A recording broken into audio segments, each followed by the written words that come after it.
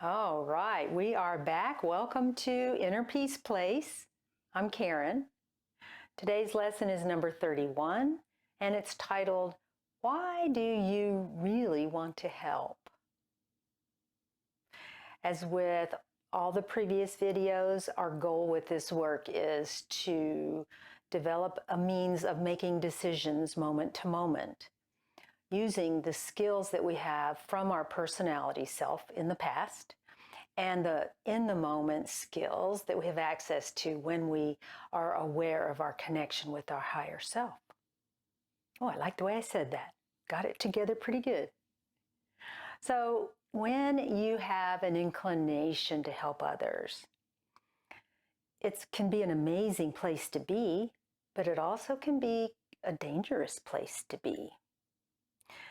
What you want to do is find the source of the desire to help others before you actually engage in it.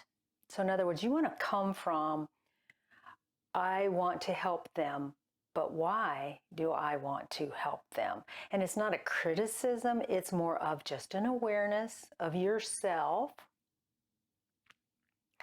You want to identify the part of the body that desire is coming from, the desire to help others. Is it coming from your heart center?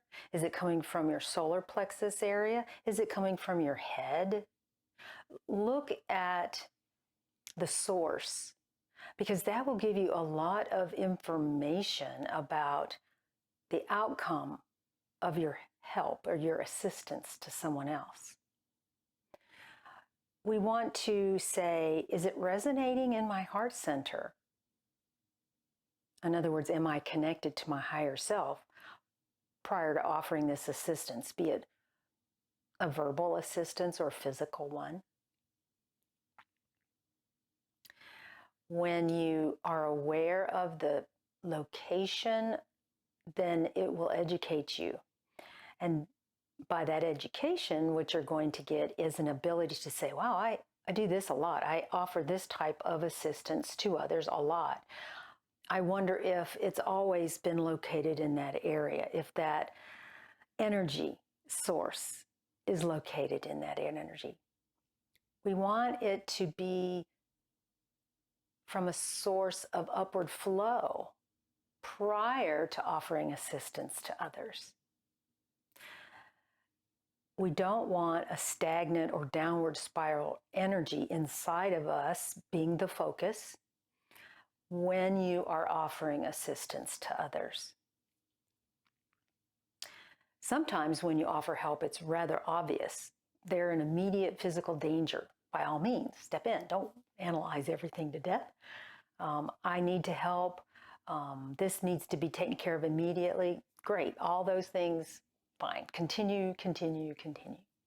But what I'm talking about is helping others when you do have the time to sit down and figure out where that desire is coming from as an educational opportunity for yourself.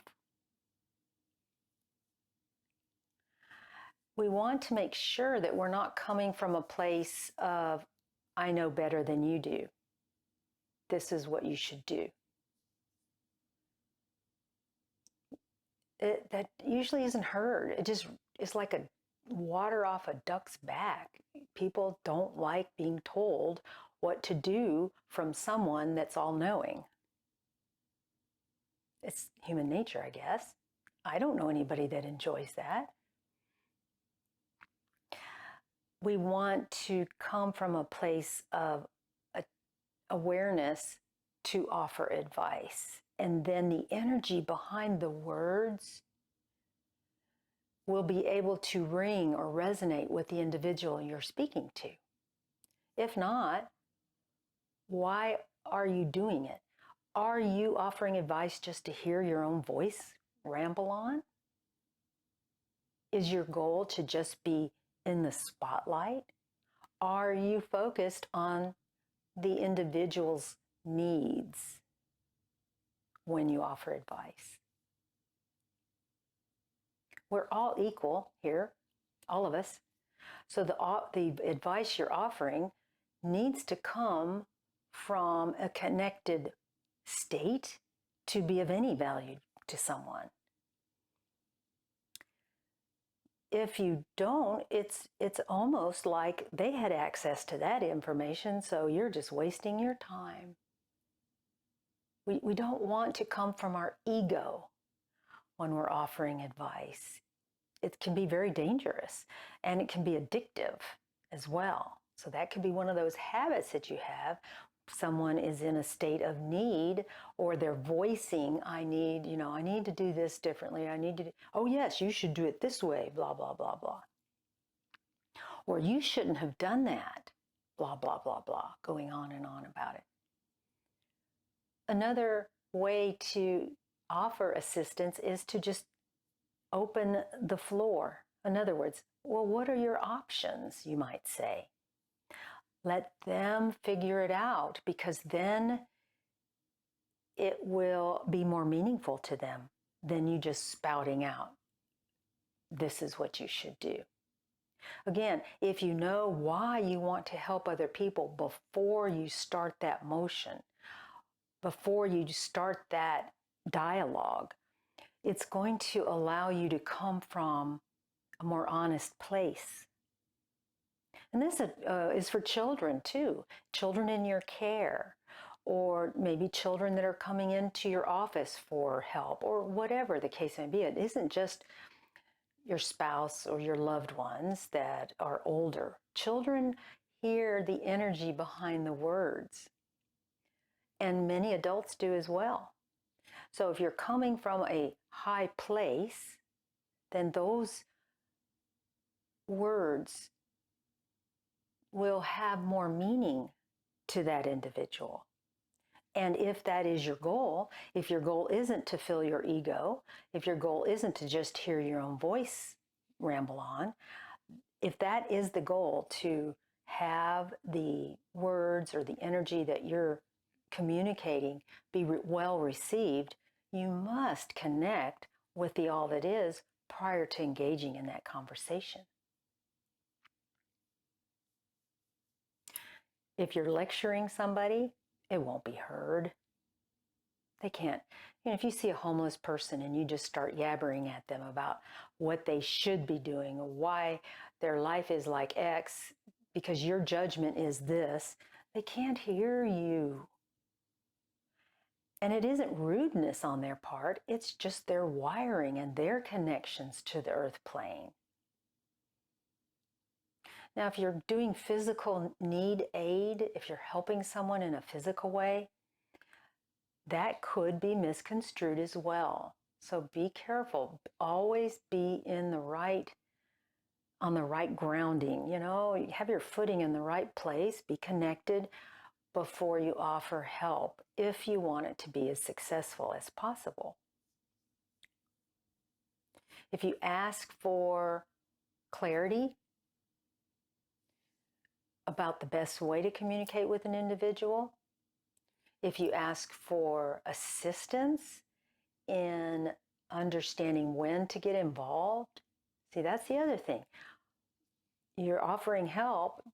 Are they in a place in their life that they can even accept help? Maybe, maybe not.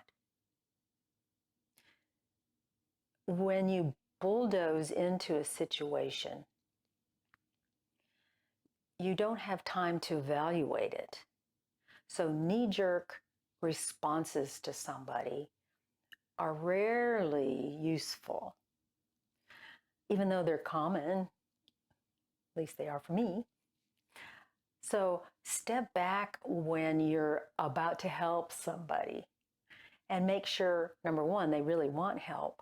And number two, that you're coming from a high place to offer the love and assistance that you intend to do. Your intention of wanting to help someone else, you would say, wow, well, I intend to help people. I love it, I feel so good when I help others. Are you helping others, or are you helping yourself?